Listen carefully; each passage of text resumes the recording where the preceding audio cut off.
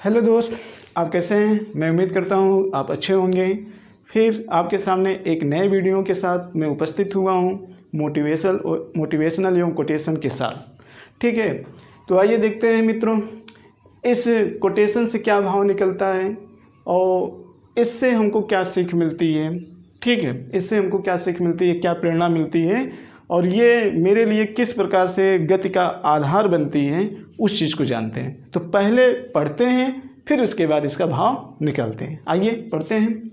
देखिए यहाँ पर, कुछ चंद लालची वाले दिमाग व दूरदर्शिता न होने वाले लोगों के द्वारा निर्णय न केवल उनके पतन का कारण बनता है जो आप पर विश्वास रखकर हाँ में हाँ मिलाते हैं, बल्कि आपका भी पतन होगा, लेकिन कुछ समय लगेगा।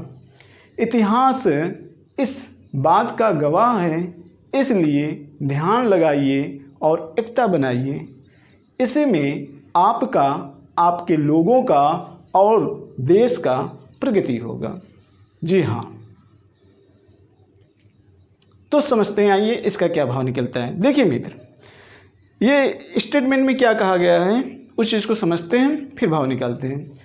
इसमें यही बताया गया है कि हमारे आज समाज में, हमारे परिवार में, हमारे देश में आज भी और पहले भी कुछ ऐसे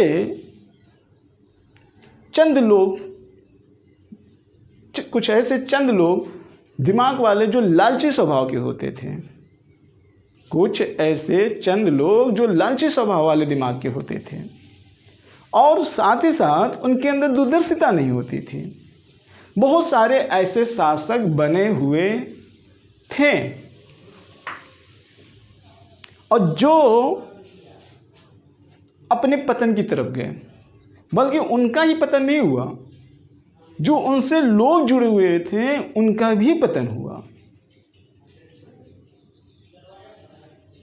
तो समझिए यहाँ पर कि हमारे परिवार में भी कुछ ऐसे लोग होते हैं, जैसे परिवार में ढेर सारे मुखिया मिल जाते हैं या परिवार के सदस्य भी होते हैं, जो लालची स्वभाव के होते हैं, जिनके अंदर दूरदर्शिता नहीं होती। वो एकाएक निर्णय ले लेते हैं, लेकिन वो निर्णय लेने के बाद उस परिणाम की परवाह नहीं करते हैं, अपने लालच और दूरदर्शिता न होने के कारण।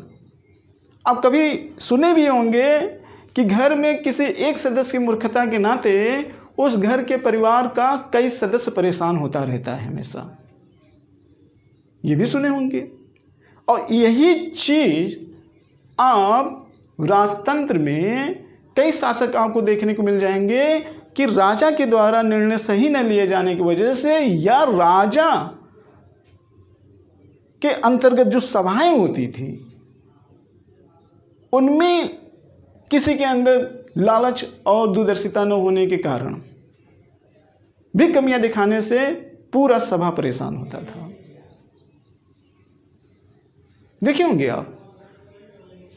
और ऐसे लोग का पतन हो जाता है, ऐसे लोग का पतन हो जाता है, ऐसे लोग से जुड़े हुए लोगों का पतन हो जाता है।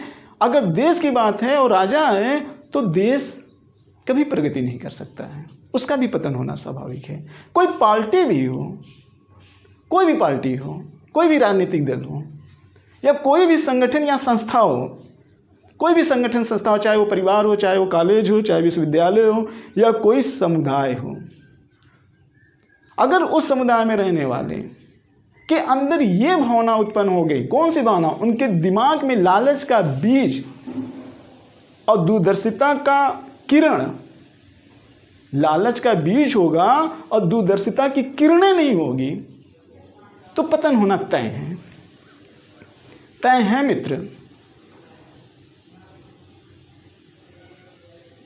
मेरी बात को मानिएगा, ये तय है। इतिहास इसका प्रमाण है, इतिहास इसका प्रमाण है, करंट में घटने वाले भी इसका प्रमाण है।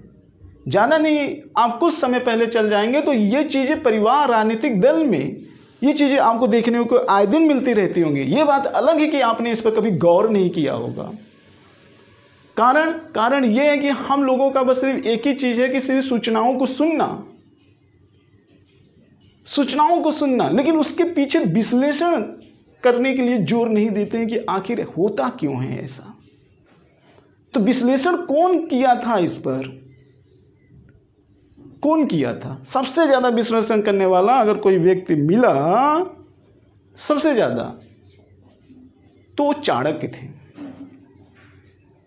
चाणक्य जिन्होंने अपने अर्थशास्त्र में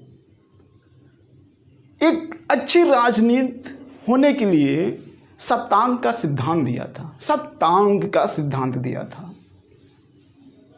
कि वहाँ का राजा कैसा होना चाहिए, वहाँ के किले कैसे होने चाहिए, वहाँ के मंत्री कैसे होने चाहिए, इस तरीके की तमाम उन्होंने सिद्धांत दिया था। और ये भी बताया था कि ऐसे लोग जब तक अपने पद के उत्तरदायित्व के साथ पूरे ईमानदारी से, चरित्र से नहीं लागू करेंगे तब तक वो देश प्रगति नहीं कर पाएगा। और जो राजा या जो परिवार के मुखिया चमचागिरी के आधार पर अपनी प्रशंसा सिर्फ सुनना चाहता है, जो राजा अपनी सिर्फ प्रशंसा सुनना चाहता है, जो सच्चाई का सामना करने की ताकत नहीं रखता हो, उसका कभी विकास नहीं हो सकता है। तो प्रशंसा करने वाले बहुत हैं, सच्चाई बताने वाले कम हैं। क्यों? क्योंकि राजा भी लालची और दूरदर्शिता न होने के कारण, और उससे जुड़े हुए भी लोग लालची हैं। अगर इनमें से कोई या दोनों सही नहीं होंगे तो पतन होना तय है। जैसे कि घनानंद, अगर घनानंद ने चाणक्य की बात मानी होती तो घनानंद का पतन नहीं होता, लेकिन हुआ इस तरीके से। तो मेरे दोस्त, अगर आपको देश में एकता एवं अखंडता को बनाना है तो इन बातों को आपको ध्यान में रखना है। तो मुझे लगता है मेरी बात आपको पूरी तरीके से समझ में आ गई होगी। तो इसी के साथ हम अपने वीडियो का समापन कर रहे हैं।